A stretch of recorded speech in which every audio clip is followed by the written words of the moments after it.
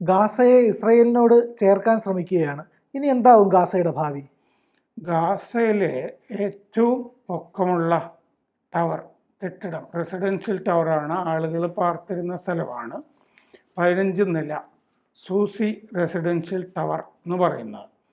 അതായത് അവിടുത്തെ ആദ്യത്തെ ടവർ തകർത്ത് കഴിഞ്ഞു. ഗാസയിലെ രണ്ടാമത്തെ ഏറ്റവും വലിയ താമസ സ്ഥലം ടവർ 15 നില, അതും കൂടി വ്യോമാക്രമണത്തിൽ ഇന്നലെ തകർത്തു ഇസ്രയേൽ. ഇനി കരസേന, അതായത് ടാങ്കുകൾ ഗാസയിലേക്ക് കടക്കാൻ പോകുന്നു. അതാണ് പുതിയ വിവരം. അപ്പോൾ ടാങ്കുകൾ കടക്കുന്നതോടുകൂടി ഗാസ ഇസ്രയേലിൻ്റെതായിട്ട് മാറും. ഇതിൻ്റെ കൂടെ ഈ 15 നില കെട്ടിടം സെക്കൻഡ് ലാർജസ്റ്റ്, അത് തകർത്തത് അവിടുത്തെ പ്രതിരോധ മന്ത്രി ഇസ്രയേൽ കാട്സ് അതിൻ്റെ വീഡിയോ പങ്കുവച്ചിട്ടുണ്ട്, ഈ തകർക്കുന്നതിൻ്റെ വീഡിയോ. ഇത് തകർന്നു വീഴുമ്പോൾ ഉള്ള പൊടിയും പുകയും ഒക്കെ സഹിതമുള്ള വീഡിയോ ആണ്. അപ്പോൾ പ്രതിരോധ മന്ത്രിയും സ്ഥിരീകരിച്ചിരിക്കുന്നു. ഇതേ സമയം 24 പലസ്തീനികൾ കൊല്ലപ്പെട്ടിട്ടുണ്ട് പല സ്ഥലങ്ങളിലായിട്ട്. ഖാൻ യൂനിസിൻ്റെ പടിഞ്ഞാറ് ഈ ഭക്ഷണ വസ്തുക്കൾ, മരുന്ന്, ഇതൊക്കെ വിതരണം ചെയ്യുമല്ലോ. വിതരണം ചെയ്യുന്ന പോയിന്റിൻ്റെ അടുത്താണ് 5 പേര് അതിൽ കൊല്ലപ്പെട്ടത്. അപ്പോൾ ഇസ്രയേൽ ഈ 15 നില കെട്ടിടം തകർക്കാനുള്ള കാരണമായിട്ട് പറയുന്നത് ആ ടവറ് ഹമാസ് ഉപയോഗിച്ചിരുന്നു. ഇസ്രയേൽ പട്ടാളത്തിനെ നിരീക്ഷിക്കാനും ഇസ്രയേൽ പട്ടാളത്തിനെതിരെ നീങ്ങാനും മിസൈൽ അയക്കാനും ഒക്കെ ഈ കെട്ടിടം ഉപയോഗിച്ചിരുന്നു എന്ന് പറഞ്ഞിട്ടാണ് കെട്ടിടം തകർത്തിരിക്കുന്നത്. അതുപോലെ നഗരവാസികൾ ഇപ്പോൾ ഹമാസിൽ ഈ ഗാസയിലുള്ള ഗാസ നഗരത്തിലുള്ള എല്ലാ പലസ്തീനുകളും അവിടെ നിന്ന് ഒഴിഞ്ഞു പോകണം. തെക്ക് ഹ്യൂമാനിറ്റേറിയൻ സോൺ, അതായത് മനുഷ്യവാസമുള്ള തെക്ക് ഭാഗത്തേക്ക് മാറണം എന്ന് പറഞ്ഞിട്ട് ഇന്നലെ ഈ ലഘുലേഖകൾ വിമാനങ്ങളിൽ നിന്ന് വിതരണം ചെയ്തിരുന്നു. മുമ്പും അത് ചെയ്തിട്ടുണ്ട്, ഇങ്ങനെ മാറണം എന്ന് പറഞ്ഞിട്ട്. അപ്പോൾ ഇപ്പോഴത്തെ അവസ്ഥയിൽ ഈ ഒഴിഞ്ഞു പോകാത്തവരെ ആക്രമിച്ച് അവിടെ നിന്ന് അകറ്റാനായിട്ട് ടാങ്കുകൾ ഗാസയിലേക്ക് കടക്കും എന്നുള്ളതാണ് അവസ്ഥ.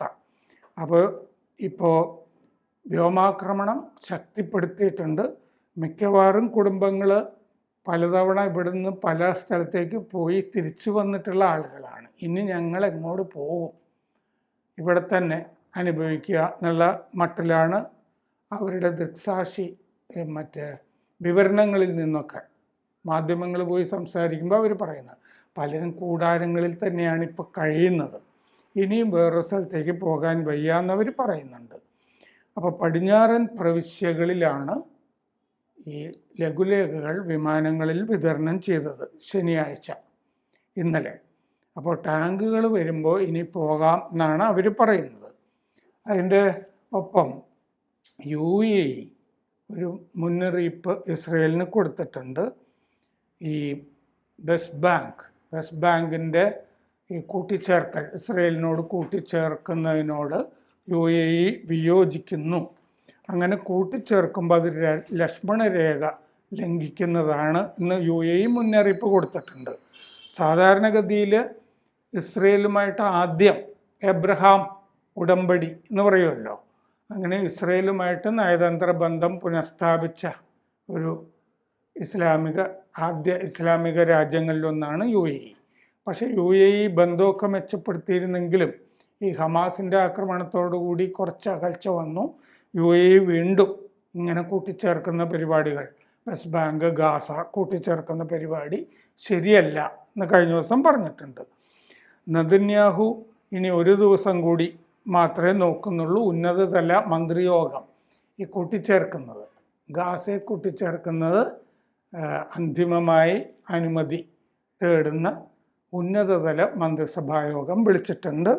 അപ്പോൾ നിതാന്ത സമാധാനം ഉണ്ടാവില്ല എന്നാണ് UAE പറഞ്ഞിരിക്കുന്നത്. എങ്ങനെ ഈ ദ്വിരാഷ്ട്ര പരിഹാരത്തിൻ്റെ മരണമണിയാണ് ഇപ്പോൾ ഇസ്രയേലും മുഴക്കിക്കൊണ്ടിരിക്കുന്നത്.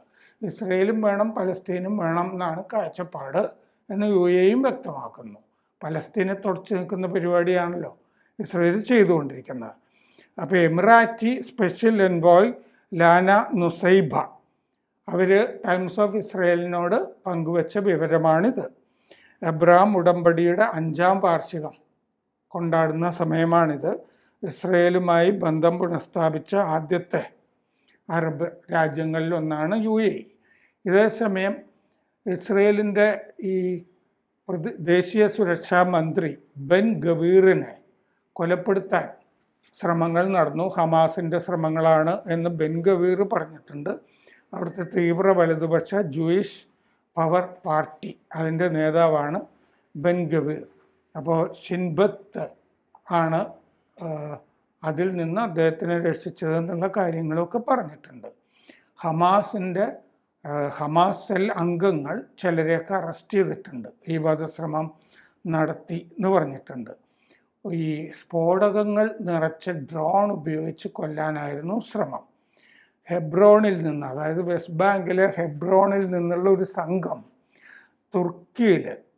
തുർക്കിയിലൊരു ഹമാസ് ആസ്ഥാനമുണ്ട്. ആ ആസ്ഥാനം കേന്ദ്രമായിട്ടാണ് ഈ വധശ്രമം ആസൂത്രണം ചെയ്തത് എന്ന് പറഞ്ഞിട്ടുണ്ട്.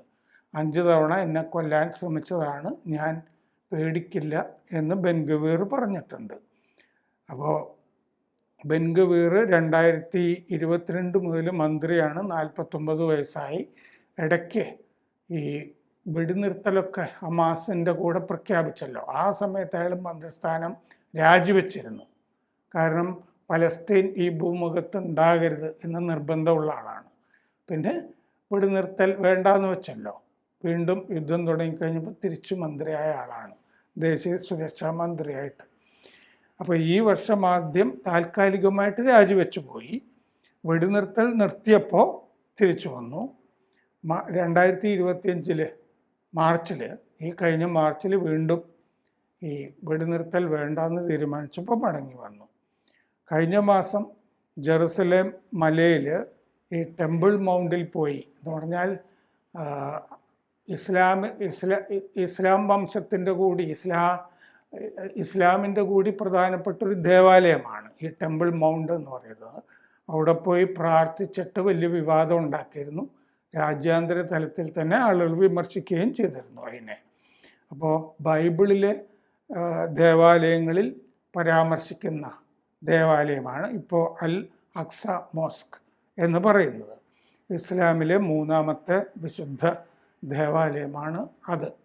അപ്പോൾ ഇസ്രയേൽ പറഞ്ഞിരിക്കുന്നത് 2047 ശതാബ്ദി ആവുമ്പോൾ ഇസ്രയേൽ വന്നതിൻ്റെ വിശാല ഇസ്രയേൽ ഇതൊക്കെ കൂട്ടിച്ചേർത്തിട്ട് പലസ്തീൻ ഇല്ലാത്ത അതുമൊക്കെ കൂട്ടിച്ചേർത്തൊരു ഇസ്രയേലാണ് വിശാല ഇസ്രയേൽ എന്ന് പറഞ്ഞ പദ്ധതി.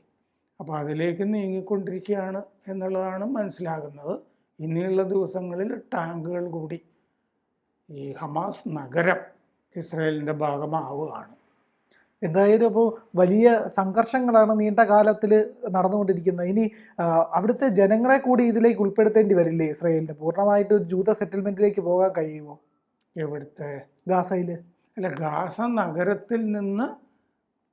നഗരത്തിലുള്ള ആളുകൾ അവിടെ വിട്ടുപോകണം എന്നുള്ള ആവശ്യം നിരന്തരം ഉന്നയിക്കുന്നുണ്ടല്ലോ. അതിനാണ് ഈ ലഘുലേഖകളൊക്കെ വിമാനത്തിൽ വിതരണം ചെയ്യുന്നതുമൊക്കെ. ഇപ്പോൾ കുറേ ആളുകൾ കൂടാരങ്ങളിലൊക്കെയാണ്, വീടുകളൊക്കെ തകർത്ത് കഴിഞ്ഞല്ലോ. അതെ, ഇപ്പോൾ ഒരു റെസിഡൻഷ്യൽ ടവർ അവസാനത്തതാണ് ഈ 15 നില അവസാനത്തെ വലിയ ടവർ തകർത്ത്. ഇനി ഹൈറൈസ് ബിൽഡിങ്ങുകൾ ഗാസ നഗരത്തിലില്ല. ഈ അമ്പരചുംബികൾ എന്ന് പറയുന്ന ഒരു കെട്ടിടവും അവിടെ ഇല്ല. അപ്പോൾ അതുകൊണ്ട് അവർ മറ്റ് സ്ഥലങ്ങളിലേക്ക് പോവുക, നിങ്ങൾ ജനവാസ കേന്ദ്രങ്ങളിലേക്ക് മാറുക എന്ന് പറഞ്ഞിട്ടാണ് ലഘുലേഖകൾ. അപ്പോൾ ഇനി മാറാത്തവരെ അവിടുന്ന് അടിച്ചോടിക്കാനുള്ള കര യുദ്ധത്തിലേക്ക് ടാങ്കുകളുടെ വരവിലേക്ക് അത് മാറുകയാണ്. അതാണ് ഇപ്പോൾ വാർത്തകളിൽ കാണുന്നത്. കൂടുതൽ വാർത്തകളും വിശേഷങ്ങളും നിങ്ങളിലേക്ക് എത്താൻ ABC മലയാളം സബ്സ്ക്രൈബ് ചെയ്യുക, ബെൽ ബട്ടണും അമർത്തുക.